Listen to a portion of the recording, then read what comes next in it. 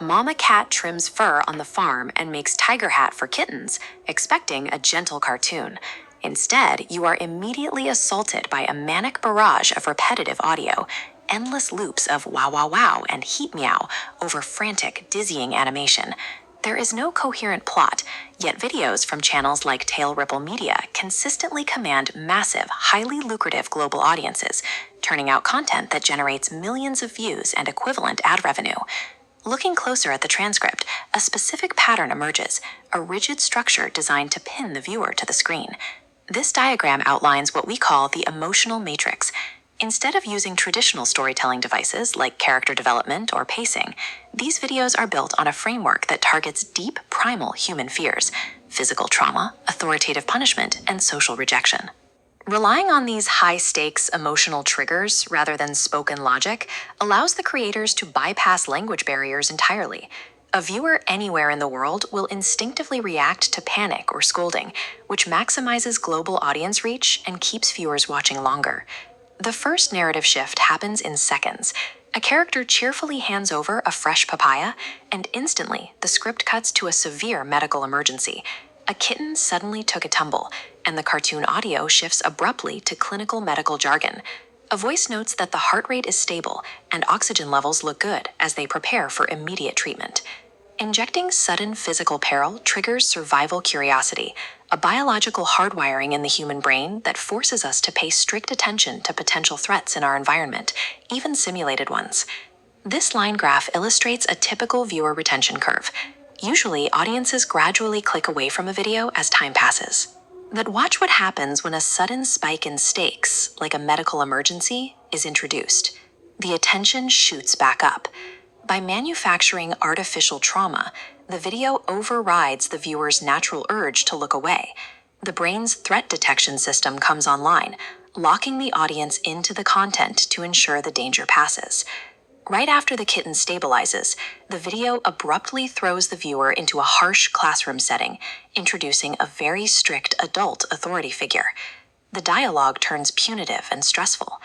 The teacher barks out instructions, turn to page 23, warns about being late, and delivers a chilling ultimatum. This is your final warning. This leverages relatable childhood shame, a highly specific psychological stressor. For a developing mind, the prospect of disappointing a teacher or facing a public scolding is a deeply rooted everyday anxiety.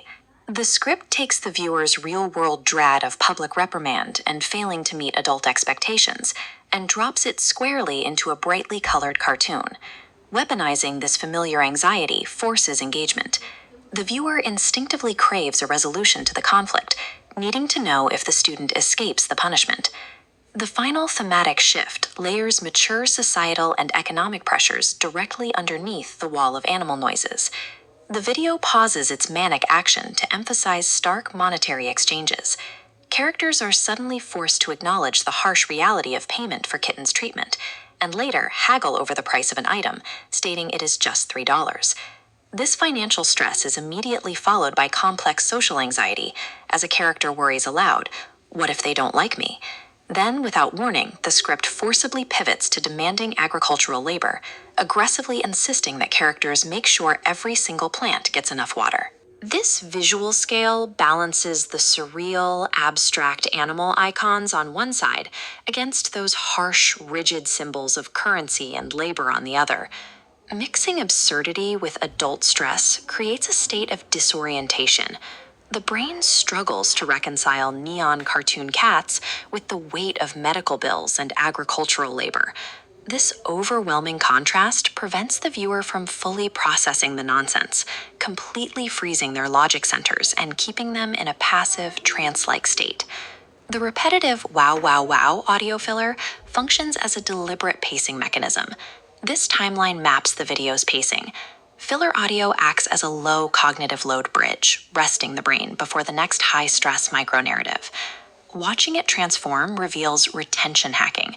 The cohesive storytelling arc is erased, replaced by a relentless oscillation of emotional panic and blank audio.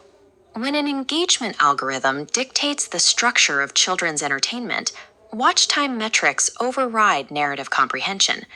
Viewers are fed a sequence of disconnected, highly stimulating events instead of a story with a beginning, middle, and end. These videos are not teaching narratives. They are training a generation's neurology to expect constant, unresolving emotional whiplash.